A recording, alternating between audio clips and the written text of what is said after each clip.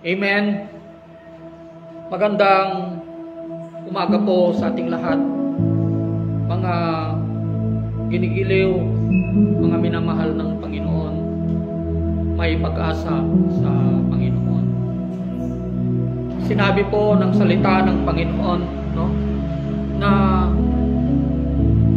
2 or 3 persons gathered in my name, I am in the midst of them. Ang Diyos po ay wala po sa kalagitnaan ng 1,000 tao. Ang Diyos ay wala po sa kalagitnaan ng 100 na tao, mga ginigiliw, no? Kundi ang Panginoon ay nasa kalagitnaan ng 2 o 3 na pinag-uusapan ng kanyang pangalan, mga ginigiliw. Ang Diyos ay hindi po matatagpuan sa loob ng simbahan, kundi ang Diyos, mga ginigiliw, ay nasa ating puso. Once na tinanggap na po natin ang ating Panginoong Jesucristo bilang Diyos at tagapagligtas ng ating buhay, mga ginigiliw, ang presensya ng Diyos ay nasa ating puso na, mga ginigiliw. Bago po natin umpisahan ang gawain na ito ng Panginoon, gusto ko pong ibahagi ang aking karanasan, no? Mahigit 9 na taon na po ang nakakalipas, mga ginigiliw. Sa 9 na taon na nakalipas, no?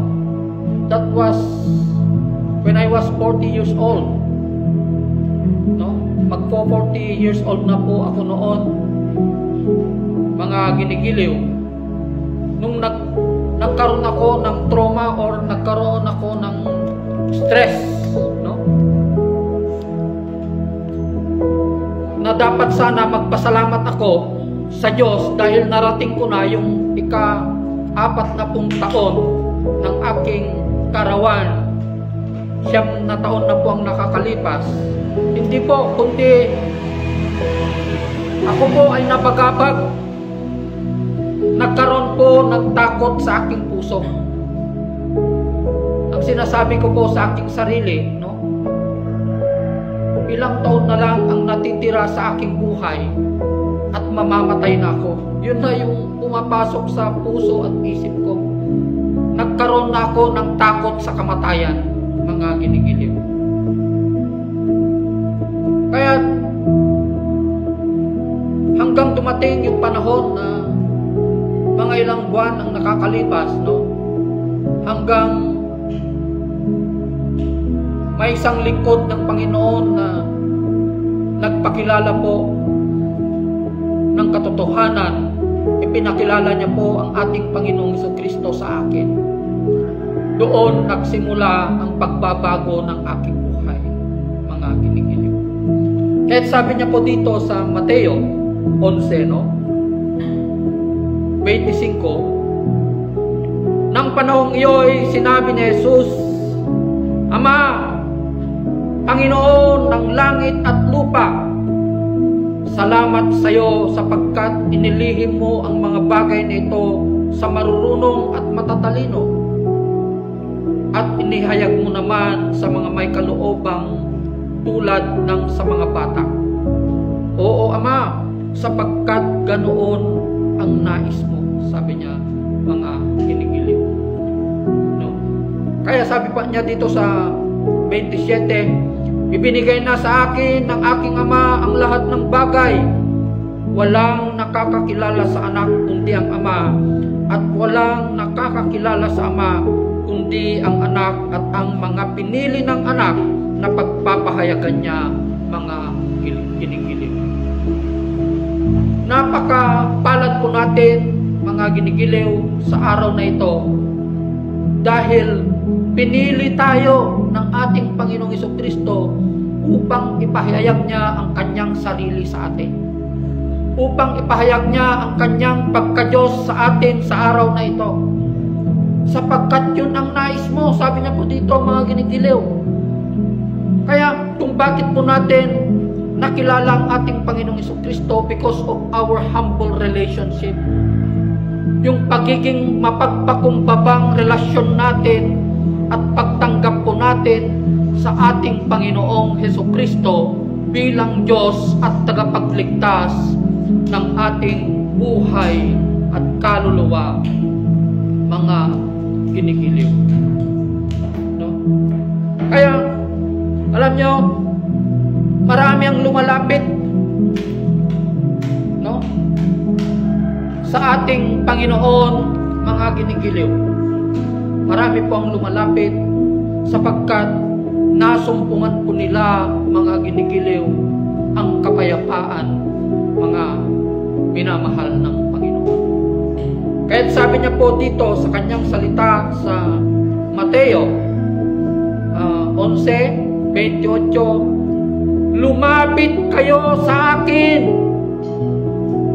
kayong lahat na nahihirapan at lubhang nabibigatan sa iyong pasanin, at kayo'y bibigyan ko ng kapahingahan, sabi po ng ating Panginoong Jesucristo. Pasanin ninyo ang aking pamatok at matuto kayo sa akin, sapagkat ako'y maamo at may mababang loob. Makakatagpo kayo sa akin ng kapahingahan, sapagkat madaling dalhin ang aking pamatok at magaan ang pasaning ibibigay ko sa inyo, mga ginigiliw. Kung bakit sinabi ang ating Panginoong Jesucristo na lalapit daw tayo sa Kanya, tayong lahat na nahihirapan at lubhang nabibigatan sa ating mga pasanin, mga ginigiliw.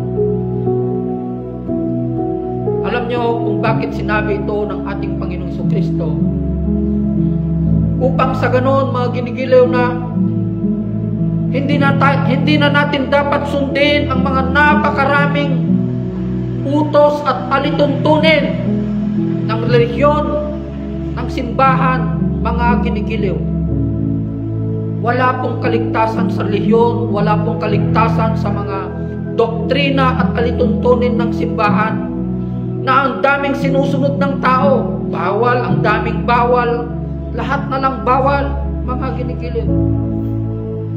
Kaya nung dumating ang ating Panginoong Jesucristo, mga ginigiliw, pinawalang bisa niya po ang lahat ng kautusan na ito, mga ginigiliw, sapagkat natupad ang kautusan na ito sa pamamagitan ng ating Panginoong Jesucristo. Kaya sinabi niya, lumapit kayo sa akin, kayong lahat na nabibigatan at nahihirapan, at bibigyan ko kayo ng kapahingahan, sabi niya po, mga ginigiliw.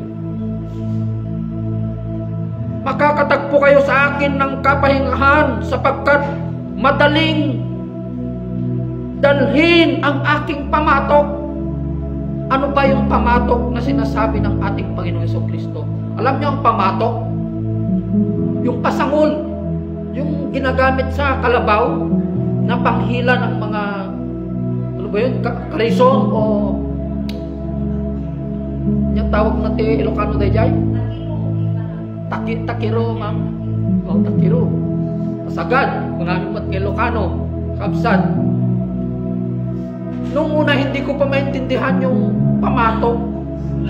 Nung binasa ko sa Ilocano, pasangol gayam, tiket na sawin. So yung pasangol na yon, yung pamatok na sinasabi ng ating Panginoong Jesucristo, walang iba kundi ang kanyang utos. Yung utos na yon, na napakagaan na pamatok, yun ang utos ng pag-ibig. Iyon ang kadahilanan kung bakit nagkatawang tao ang Espiritu ng Diyos sa pamamagitan ng ating Panginoong Jesucristo, dahil sa utos ng pagmamahal, dahil sa utos ng pag-ibig. Yun ang sinasabi ng ating Panginoong Jesucristo na pamatok, na ibibigay niya sa atin yung pamatok ng pag-ibig, mga ginigiliw. Kaya Kaya't kung gusto po nating magkaroon ng kapahingahan, mga ginigiliw, katulad po nung sinabi ko po na nagkaroon ako ng stress, bagabag, 9 na taon ang nakakalipas, nakakala ko nung 40 years old na ako, malapit na akong mamatay, sabi ko. Pero nung nasumpungan ko yung pamatok na ito, nasumpungan ko ang Panginoong Jesucristo na ito, na natagpuan ko sa kanyang salita, mga ginigiliw, hindi ko po ito natagpuan sa mga simbahan na pinuntahan ko, mga ginigiliw.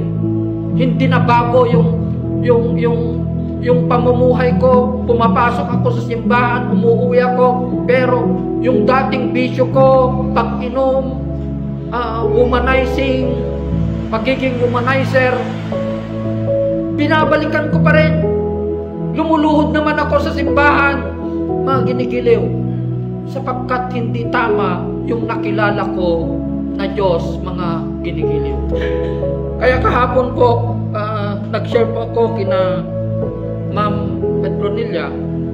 Sinabi ko po sa kanila na yung Diyos nyo at Diyos ko ay magkaiba, sabi ko po.